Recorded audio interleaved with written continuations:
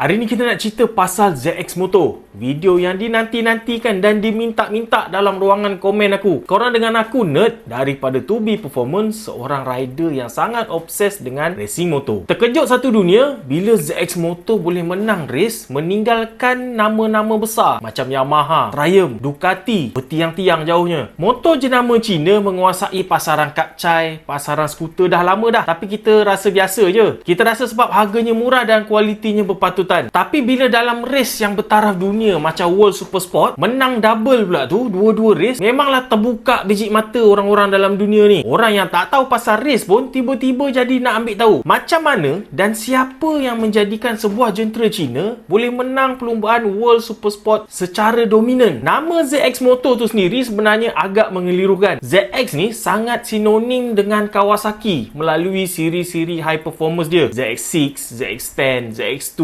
Tapi bila kita tengok jenteranya pula, langsung tak ada ciri-ciri macam Kawasaki. Nampak lebih mirip kepada sebuah CBR dan bahagian depan dia lebih kepada macam Yamaha sikit. Ini biasalah ciri-ciri kenderaan China yang ada tiru sikit-sikit ciri-ciri daripada jenama lain yang dah terbukti. Tapi sebenarnya nama ZX Moto tu bukannya tiru Kawasaki. Itu ialah nama founder dia, Zhang Sue. Jadi Zhang Sue tu Z dengan X, dia tambah motor dekat belakang. Seorang lelaki yang gila. Dan gila itulah yang membuatkan dia berdiri dekat tempat dia sekarang ni. Gila sebab dia punya kecekalan dan juga dia punya kepercayaan dia tu bukannya level manusia-manusia average. Sekarang ni dia dah berjaya, memanglah orang pandang tinggi. Kalau kita jumpa orang yang macam ni, kita akan gelakkan dia. Macam terlebih yakin dan beria sangat. 20 tahun dulu, Zhang Sue ni cuma seorang budak comot. Seorang mekanik yang suka bawa motor. Kemudian dia ada cita-cita untuk berlumba. Tapi sebab dia seorang budak kampung, jadi jalan yang betul untuk ke arah perlumbaan tu dia pun tak pasti. Dia main redah je. Satu hari ada wartawan yang masuk ke kawasan kampung dia dan dia ikut wartawan tu sampai 3 jam semata-mata dia nak suruh wartawan tu rakam aksi dia supaya tim-tim racing boleh nampak dia. Jadi kat sini je kita boleh nampak gila dah. Dia pakai otak dia ikut dan aja. Dia nak masuk race team, dia nak tim tu tengok dia, dia suruh wartawan rakam dia. Wartawan tu bukannya wartawan perlumbaan ke apa, bukannya wartawan yang nak memang cari rider ke apa. Dia mungkin tengah buat kerja lain, tapi sebab dia nampak dan dia rasa itu ialah jalan dia untuk bagi diri dia dinampak, dia teruskan je. Dia tak fikir panjang. Jadi tak gila ke benda tu? Main bedal je. Umpamanya lah kau nak sangat kerja dengan Petronas, sepatutnya jalan yang kau buat mestilah kau belajar, dapat sijil, pergi interview. Tapi instead of melalui jalan tradisional tu, kau cuba tarik perhatian Petronas dengan buat video yang viral misalnya dekat stesen minyak supaya Petronas nampak apa ada pada kau. Tapi tindakan gila tu sebenarnya berkesan dan tim tu memang nampak dia dan akhirnya dia diserap masuk dalam tim sebagai pelumba dan juga stunt rider. Tapi gila dia tak habis dekat situ. Bila dah berjaya jadi stunt rider dan juga rider dalam tim tu, sepatutnya macam dah tercapai lah cita-cita. Dah selesa dah. Tapi dia nak upgrade pula diri dia. Daripada seorang rider, dia bercita-cita untuk cipta sebuah motor pula. Jadi dipendekkan cerita, dia dapat bersama dalam tim dalam pembangunan motocross Cina. Nama brand dia Huang He dan dia dapat cipta beberapa biji juga motocross China. Setahun je lepas kejayaan motocross China tu launch dalam pasaran, dia dengan beberapa investor lain wujudkan Cove Motor. Dekat sini banyaknya timbul model-model sports. Dekat sini juga pertama kali dia terdedah kepada World Superbike bila dia orang masuk SSP 300 dengan sebuah jentera China. Ini first time jentera China race dekat World Championship. Korang kena faham yang macam QJ Motor dan juga CF Motor dalam MotoGP, dalam kelas Moto3 dan Moto2 tu cuma sponsor besar je. Orang punya logo je tertera kat situ, tapi jentera tu bukannya jentera buatan Cina. Cove ni memang jentera buatan Cina, race dalam perlumbaan World Super Sport. Dari 2017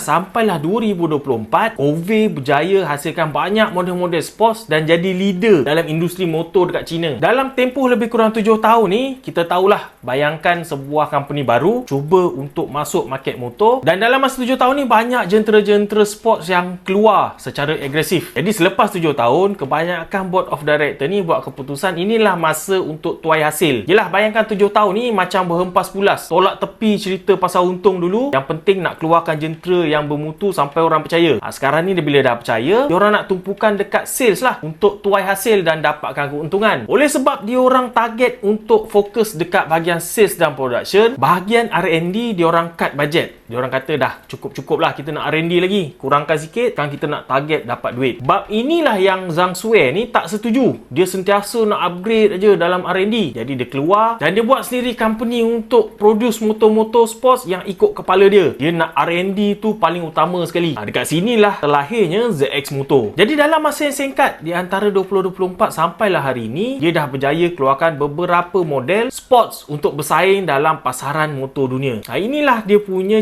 contoh-contoh kegilaan dia. Engkau nak create sebuah jenama, sebuah kilang yang menghasilkan motor pun dah kira susah, tapi dia bukannya sekadar nak buat tu je. Dia nak conquer market dunia. Pengalaman dia sebelum-sebelum ni membuatkan dia dah ada network. Dia dah tahu macam mana nak masuk dalam race international macam World Superbike. Dia juga dah buat network dengan banyak supplier-supplier bermutu komponen-komponen sebuah motosikal. Jadi pengalaman dia untuk hasilkan sebuah motor ni dah ada dah. Dia tinggal execute lagi sekali, cuma kali ni dengan sebuah company dia sendiri, dengan selera dia sendiri. Jadi dengan cepat ZX Motor terus lahirkan model-model sports. Sampailah menjadi tumpuan yang menyebabkan banyak orang minta video ni ialah sebuah Gentra 820 RRR. Jadi kau bayangkan dalam masa yang singkat, lebih kurang 2 tahun, dia buat company baru, dia keluarkan model-model baru, lepas tu dia masuk pula race dan menang pula tu. Jadi ini ialah kerja gila oleh orang gila. Gila dia ni pun tak habis lagi dekat sini.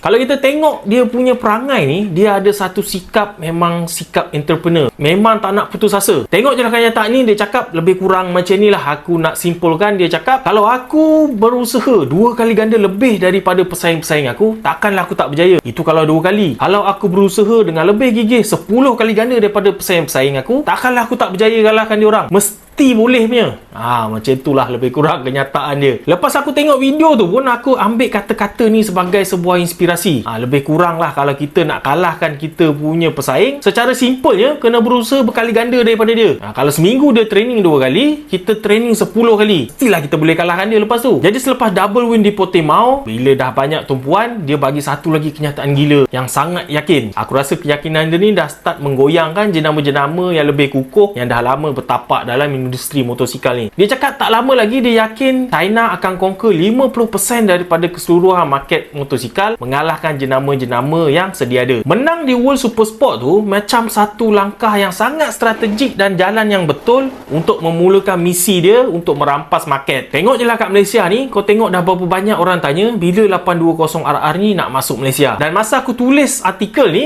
untuk buat video, masa ni dah ada pengumuman dah yang M-Force akan bawa 820 RR ni bulan Mei nanti. Tak lama dah, bulan depan aja. Yang aku rasa paling menakutkan jenama-jenama yang sedia ada sekarang ni ialah harga daripada China ni yang banyak tak masuk akal. Dengan CF Motor kita tengok diorang dah berjaya jual sebuah 250cc dengan harga kurang daripada 10,000. Jadi tengoklah gabungan semua benda yang perfect ni. Satu, orang macam dah percaya dia punya performance. Orang dah tertanya-tanya dah bila dia nak masuk. Bila dia masuk nanti, aku percaya harga dia mestilah lebih kurang saing-saing aja dengan CF Motor ataupun QJ Motor. Jadi itulah dia sejarah ringkas macam mana ZX Motor ni tercipta dan boleh menang race. Tapi dia menang race tu pun sebenarnya adalah satu fakta yang menakutkan. Kenapa? Kita cerita tengok satu-satu. Yang pertamanya, dia bukannya menang saja kedua-dua race tu. Dia menang dengan gap yang agak jauh. Dah lah menang dengan gap agak jauh. Sebenarnya dekat tengah-tengah race tu ada sekali Valentin Debis ni dia ran wide, lepas tu dapat kena potong. Dah buat silap ran wide tu pun dia boleh potong balik dan buat gap. Jadi boleh faham tak macam mana potensi motor ni sebenarnya. Dah buat mistake pun boleh pergi depan balik. Yang keduanya ialah yang menang race tu ialah Valentin Debis. Kau kenal tak Valentin Debis tu siapa? Sejujurnya aku pun tak kenal Valentin Debis ni siapa. Bila dia dah menang ni, barulah aku buat search pasal dia, dan rupanya dia dah pernah race dekat MotoGP daripada zaman GP250 2 stroke lagi. Senang cerita, rider yang dah purba. Dalam 3 tahun dia race dalam kelas motor tu dalam MotoGP, tak pernah sekali pun dia dapat podium. Kemudian dia race dalam World Super Sport dengan Yamaha, naik podium tapi jarang-jarang. Bukannya yang konsisten duduk depan. Kemudian dia pindah ke Ducati pula, bolehlah kerap sikit atas podium, tapi tetap bukannya ciri-ciri seorang rider yang berpotensi tinggi. 3 kali dapat podium ketiga dan 2 kali dapat podium nombor 1. Dalam bahasa mudahnya lagi, ini ialah rider biasa, bukannya siapa-siapa. Tak sama macam Yari Montella, tak sama macam Alvaro Bautista yang konsisten menang duduk depan, tak sama macam Toprak Razgatlioglu, tak sama macam Kenan Sofuoglu yang kita tahu setiap race Kalau tak nombor 1, nombor 2. Kemudian dia dah tua pula, dah kira purba dah untuk umur dia dalam competitive racing dalam World Championship. Tapi dia boleh menang juga dengan sebuah Gentra 820 RRR ZX Moto. Ini rider macam ni yang bawa. Kalau rider top yang bawa, macam mana pula jadinya? Tim-tim lain mesti dah nampak benda ni dan mungkin sedang berkira-kira sekarang ni untuk dapatkan Gentra ni untuk race pada tahun depan. Jadi kemenangan mengejut ni bukan sahaja bagi demand daripada segi kita consumer ni nak beli motor tu, tapi juga kepada tim-tim independen yang nak dapatkan Gentra yang lebih kompetitif untuk lebih peluang untuk menang. Bila banyak tim race guna motor dia pula nanti, lagilah pengguna-pengguna macam kita ni lagilah nak beli motor tu. Tapi kita kena faham satu lagi benda. Aku cakap ni bukannya nak potong steam ke apa, tapi lebih kepada nak bagi sebuah realiti. Satunya, spek Gentra 820 RRR ni memang baik di atas kertas. Macam aku cakap tadi, dia ada hubungan baik dengan supplier yang bermutu untuk jadi komponen Gentra ni. Misalnya, braking system dia ialah daripada Brembo. Suspension dia pula depan dan belakang adalah daripada Kayaba. Output engine dia pun lebih kurang sama macam sebuah Yamaha R9. Kualiti tak dapat dipastikan lagi macam mana, tapi secara agakannya mungkin tak teruk sangat seperti typical Gentra-Gentra China yang terdahulu. Kalau ada isu pun, confirm dia akan improve daripada masa ke semasa bermula daripada point ni. Kalau kita masih skeptical pasal kualiti ni, kita kena tengok sejarah benda-benda yang datang daripada China dulu dan juga sekarang. Kereta contohnya, sekarang ni BYD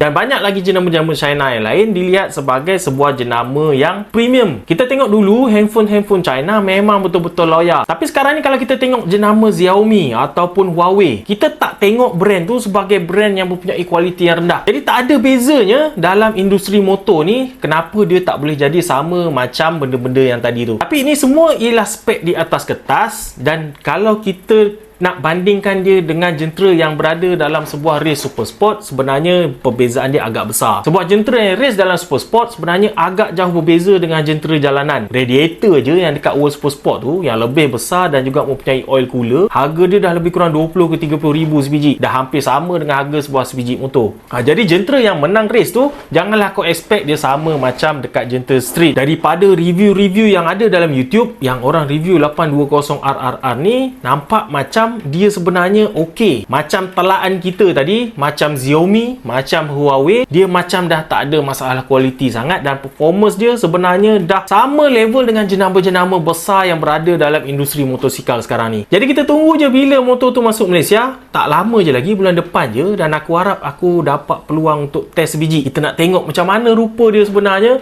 macam mana performance dia sebenarnya, dan macam mana kualiti dia. Jadi korang tolonglah tengok video ni ramai-ramai supaya view dia tinggi, dan harap-harap boleh sampai kepada M-Force. Sama macam Zhang Shui buat tadi, dia buat video sampai tim nampak. Semoga video aku buat ni sampai M-Force nampak pula. Dia bagi motor untuk test biji nanti. Itu saja video untuk kali ni. World Superbike boleh diikuti dengan app Sport TV Now. Baju aku pakai ni Malaysian Batik Brab Motorsports, boleh didapati di description aku sediakan.